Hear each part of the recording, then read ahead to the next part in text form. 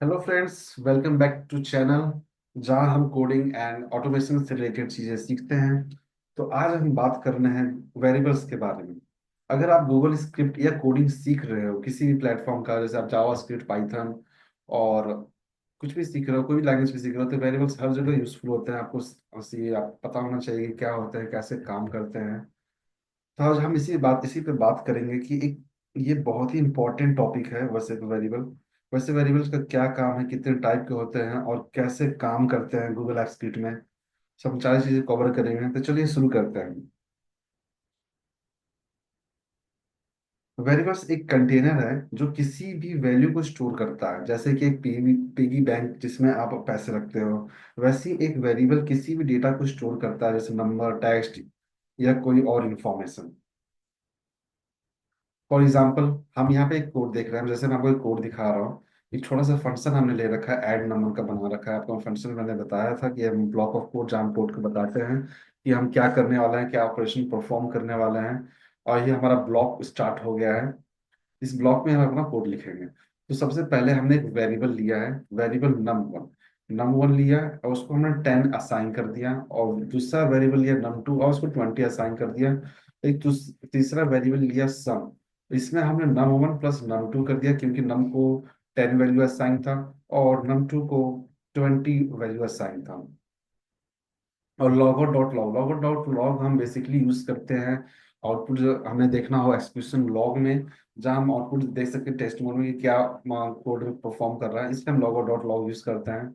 और हमने logout dot लिख के ब्रैकेट स्टार्ट करके हमने प्रिंट आउट आउटपुट दिखा दे दिया कि हमें ये आउटपुट चाहिए। क्या चाहिए? आउटपुट सम, जो भी हमारा हमारा वैल्यू स्टोर हुआ है, हमें प्लस करके उसको वैल्यू दिखा दिया कि हमें ये आउटपुट भी चाहिए। तो ये सिंपल सा कोड लिखा है जहाँ पे सिंपल सा एक्सक्यूशन होगा। तो चलिए इसको रन करते हैं। रन करके आपको दिखाता हूँ कि आउटपुट क्या आता है। आप देख सकते हैं सम इज 30। सम 30 क्यों आया, इसके बारे में बात करते हैं। जैसे हमने, अगर हम num1 और num2 की वैल्यू चेंज करनी हो, तो हम यहाँ पे 20 कर देंगे। और देखिए num1 2, बेसिकली हम यहाँ आप बोलेंगे कि जैसे बिना वेरिएबल्स के भी तो सम हो सकता है। जैसे हम आपको बताता हूँ। मान लो आप वेरिएबल, आपने एक सम वेरिएबल सिर्फ सम टू लिया, हमने एक वेरिएबल सम टू कर रहे हैं। और इसमें आप 20 प्लस 10 ये भी कर सकते हो डायरेक्ट बिना वेरिएबल का साइन दिए। और फिर आप यहाँ पे प्रिंट आउट में, आउटपुट में सम टू करके, मान लो आप यहाँ पे 10 प्लस इसको 100 कर लेते हैं फॉर बेटर पर्पस। साउंड ले लिया और इसको सेव करके वन टाइम रन कर दिया। तब इसका आउटपुट क्या आना चाहिए? 120 आ गया, क्योंकि हमने इसको डायरेक्ट असाइन कर दिया बिना 20 के। तो आप ये आपके माइंड में डाउट होगा कि हम ये वेरिएबल लिए ही क्यों, हम डायरेक्ट ही कर सकते थे। लेकिन अभी के लिए स्मॉल ब्लॉक ऑफ कोड के लिए तो बहुत ही सही है कि हमने इसको डायरेक्ट छोटा छोटा कर दिया। दिख रहा कि हम दो जगह मल्टी इतना बार बार काम क्यों करें। लेकिन आप मान लो कि आपके पास बड़ा कोड है, क्योंकि कोडिंग्स तो बहुत लंबी लंबी जाती है, 2-3 पेजेस या काफी लाइन नंबर ऑफ कोड जाती है, 1000-2000। और आपने ये, आपको कुछ ऑपरेशन परफॉर्म करनी है जहाँ पर 10 और 20 का ऑपरेशन परफॉर्म, मल्टीप्लाई करना, अलग अलग चीजें ऑपरेशन परफॉर्म करना है। तो मान लो आपने कर दिया, लिख दिया डायरेक्ट, और आपको किसी काम कर, जैसे 20 की जगह आपको 30 लिखना था, तो आपको हर एक कोड में आपको लिखना पड़ेगा कि 30 कहाँ है, 30 कहाँ है, आप चेंज करते रहोगे। लेकिन आप अगर उसको किसी वेरिएबल, उसको नाम दे दोगे कि, मान लो एक नेम दे दिया, सिंपल सा हम नेम दे दिया हमने, नेम ऑफ क्लाइंट, आपने एक वेरिएबल छोटा सा बना लिया, नेम ऑफ क्लाइंट। और इसको हमने एक वैल्यू दे दिया 20। आपने कोड में कहीं भी यूज किया होगा, आपको पता रहा है कि नेम ऑफ क्लाइंट में हमने 20 किया है। और इसे सिर्फ छोटा सा चेंज करना हो तो आप डायरेक्ट एक ही जगह चेंज करोगे, और आपके पूरे फंक्शन में, पूरे ब्लॉक ऑफ कोड में चेंज हो जाएगा। इसलिए हम वेरिएबल यूज करते हैं, ताकि उसको हम वैल्यू असाइन कर दें और कहीं भी यूज कर सकें। तो वेरिएबल्स वैसे 3 प्रकार के होते हैं। 3 प्रकार के बताता हूँ आपको। वेरिएबल वेर होता है, लेट होता है, कॉन्स्ट होता है। इन सबका एक स्कोप होता है। स्कोप क्या होता है? फंक्शन विजिबिलिटी, आप कोड में कहाँ यूज कर रहे हो, कोड फंक्शन के अंदर यूज कर रहे हो या बाहर कर रहे हो, या फंक्शन के अंदर भी आप अपने एक और फंक्शन लिख दिया, वो हो गया नेस्टेड, हो गया फंक्शन हो गया। तो बेसिकली 3 प्रकार के होते हैं फंक्शन स्कोप। ये रिडिक्लेरेशन, आप इसको, अगर आप, जैसे आप कोई फंक्शन आपने बनाया था उसको बार बार रीडिक्लेयर कर सकते हो, रीअसाइन कर सकते हो, वैल्यू चेंज कर सकते हो। और लेट होता है कि आप इसे रीडिक्लेयर नहीं कर सकते हो, सिर्फ वैल्यू चेंज कर दो, आप होता है वह आप रीडिक्लेयर, उसी वैल्यू को आप रीडिक्लेयर नहीं कर सकते। कॉन्स्ट हो गया, ब्लॉक उसको, अब इसको रीड ना ना कि रीडिक्लेयर कर सकते हो ना इसको वैल्यू चेंज कर सकते हो, मतलब ये फ्रीज हो जाएगा। आपने एक बार जो वैल्यू असाइन कर दी, ये पूरे कोड में एक ही वही वैल्यू चलेगा, दोबारा से आप उसको चेंज नहीं कर सकते। तो अब मैं आपको तीनों का एग्जांपल बताता हूँ, सिखाऊंगा कि आप कैसे यूज कर सकते हो। और चलिए शुरू करते हैं।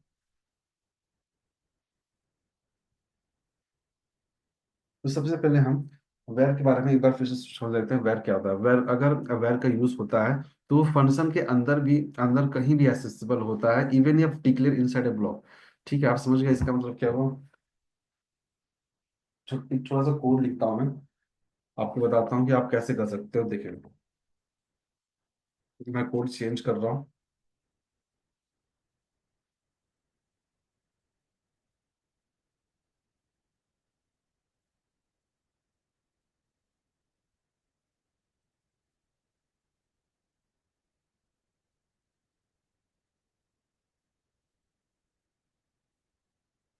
ठीक है, मैंने एक फंक्शन टेस्ट ओवर कर लिया, मैं अब तो वेरिएबल टेस्ट ओवर कर रहे हैं, तो हमने एक वेरिएबल एक्स लिया, उसको 10 असाइन कर दिया। और एक और ब्लॉक, मतलब हमारे एक फंक्शन बनाकर एक ब्लॉक बनाया और उसके अंदर एक और छोटा सा ब्लॉक बना लिया है। अब इसमें देखिए, हम फर्स्ट टाइम एक्स को हमने क्या किया, 10 असाइन कर दिया, और दूसरे टाइम 20 असाइन कर दिया। तो अब इसका गेस कीजिए वैल्यू क्या आएगा? इसका वैल्यू 20 आएगा, क्योंकि हमने इसको रीडिक्लेयर कर दिया, रीडिक्लेयर रीडिक्लेयर कर दिया है। तो हम इसका आउटपुट दे सकते हैं। देखिए आउटपुट क्या आ रहा है इसका,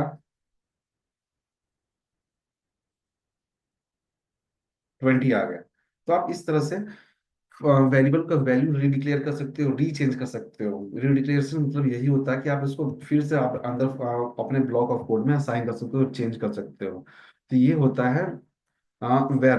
अब पढ़ेंगे लेट क्या होता है। लेट का यूज करते हैं ताकि उस स्कोप में सिर्फ उसी जैसे उस बता रहा हूँ आपको, अगर लेट का यूज करते हैं तो उसका स्कोप सिर्फ उसी ब्लॉक के अंदर होता है। अगर उस ब्लॉक के बाहर जाते हो तो आप उसका कोई वैल्यू, जैसे अब ये ब्लॉक है, इस ब्लॉक के अंदर ही आपका लेट काम करेगा, उसके बाहर वो काम नहीं करेगा। तो एक हम लोग लेट का भी एग्जांपल समझ लेते हैं। मान लीजिए एक्स का हम लोग वेर ना यूज करके, हम अगर इसको लेट यूज कर रहे होते हैं,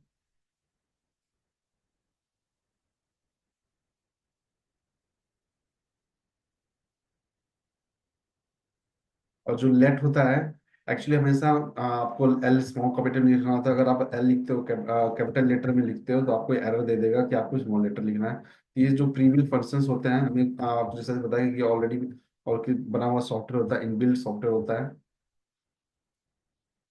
तो अब इसका मतलब हम समझते हैं। लेट हमने यूज कर लिया है, अब इसका आउटपुट क्या आना चाहिए आप गेस कीजिए, और कमेंट में हमें जरूर लिखें।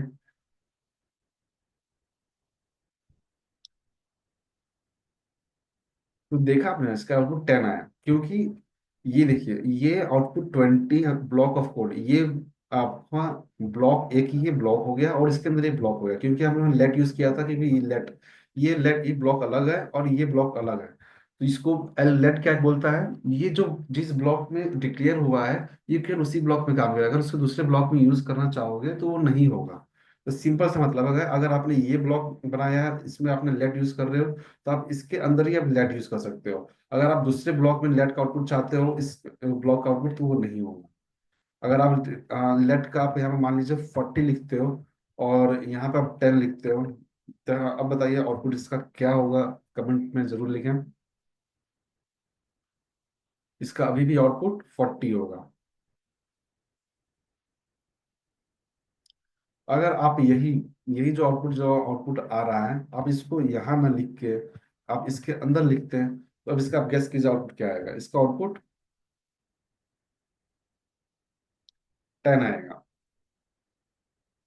क्योंकि इन लेट यूज कर रहे हैं, और ये इस ब्लॉक स्कोप ऑफ ब्लॉक देखता है कि किस ब्लॉक में लेट यूज हुआ है हमारा। अब हम कॉन्स्ट समझते हैं। कॉन्स्ट क्या होता है? अगर मान लीजिए हम यहाँ पे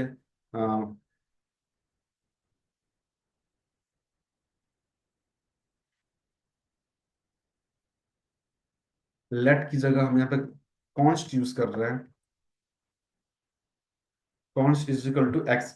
अब इसका आउटपुट हमें 40 दिखाएगा, लेकिन हम इसे ना, आपने जो समय बताया, आपने इसे रीडिक्लेयर कर सकते हो ना, वैल्यू चेंज कर सकते हो अपने ब्लॉक ऑफ कोड में आगे जाके। तो इसको हम रीडिक्लेयर नहीं कर सकते हैं। जैसे हम इसको रीडिक्लेयर करेंगे तो हमारा आउटपुट एरर आ जाएगा। अभी हम देखते हैं बिना रीडिक्लेयर किए क्या आ रहा है। इसको हम रन कर दिया, आप देख सकते हैं हमारा आउटपुट 40 आ गया। लेकिन अब जैसे ही हम इसे रीडिक्लेयर करेंगे, जैसे हमारा पहले ब्लॉक दिखा रहा था, मान लीजिए हम इसको रीडिक्लेयर कर दिया और इसको हमने 20 कर दिया,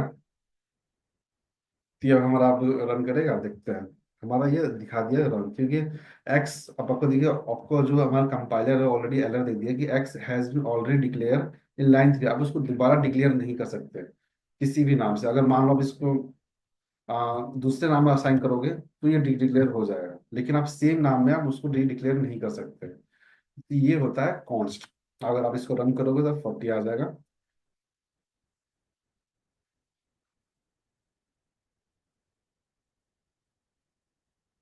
तो चलिए आप एक रियल वर्ल्ड एग्जांपल से समझते हैं, ताकि आप और अच्छे से समझ पाओ। मैं आपको एक कोड लिख के दिखाता हूँ।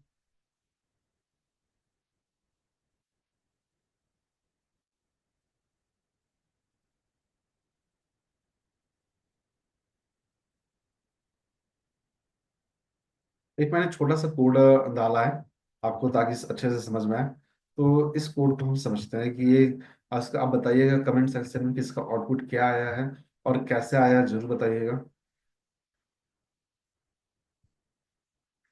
ये कोड है, ओके, छोटा सा कोड हमने लिखा है जहाँ पे एक कॉन्स्ट लिया है और लेट लिया है, और इसका आउटपुट हमें निकालना है कि इसका आउटपुट क्या आ रहा है और क्यों आ रहा है। ठीक है, देखिए सबसे पहले तो हमने कॉन्स्ट यूज किया है 0.8, 18% का हमने जीएसटी लगा दिया और टोटल प्राइस लेट ले लिया है। ठीक है, ये हमने एक ब्लॉक स्टार्ट हुआ है हमारा यहाँ पे, और हमने लेट ले लिया, टोटल प्राइस 0। और हमने एक आइटम में ऑब्जेक्ट बनाया है। आइटम हमारा ऑब्जेक्ट है, जब भी हमारा ये स्क्वायर ब्रैकेट यूज होता है तो हम इसे ऑब्जेक्ट बोलते हैं। एक मोबाइल बनाया, मोबाइल का प्राइस है 1500 रुपये, और लैपटॉप का प्राइस है 5500 रुपये। अभी ये फॉर लूप है, जब में से ये लूप चलेगा तो इसका आउटपुट क्या आएगा, आप जरूर कमेंट सेक्शन में बताइएगा।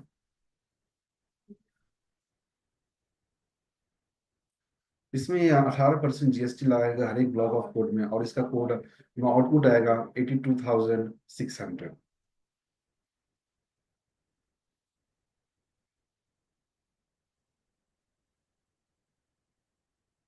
ये इससे ऐसा इसलिए हुआ है, आप इसको जरूर बताइए कमेंट में क्या आएगा। मैं इसका आंसर आपको अगले वीडियो में दूंगा। आई होप आज का वीडियो आपको काफी यूजफुल हो। अब ये आपके लिए होमवर्क है, आप इसका आउटपुट मुझे हमें कमेंट सेक्शन में और कैसे आया जरूर बताएंगे। ओके, तो दोस्तों आज हमें हमने देखा कि वेरिएबल्स क्या होता है। ओके, 3 प्रकार के वेरिएबल्स होते हैं, वेर, लेट, कॉन्स्ट, कैसे काम करते हैं और उसका उनके स्कोप कैसे डिक्लेयर होते हैं, कैसे डिफाइन होते हैं। अब जब आप गूगल स्क्रिप्ट लिखोगे तो इन सभी के आपके आपका यूज होगा ही होगा, क्योंकि इंपॉर्टेंट्स होते हैं डिक्लेरेशन के लिए। अगर आपको ये ट्यूटोरियल पसंद आया तो लाइक करें, शेयर करें और सब्सक्राइब करें। मिलते हैं नेक्स्ट वीडियो में। अब ये स्क्रिप्ट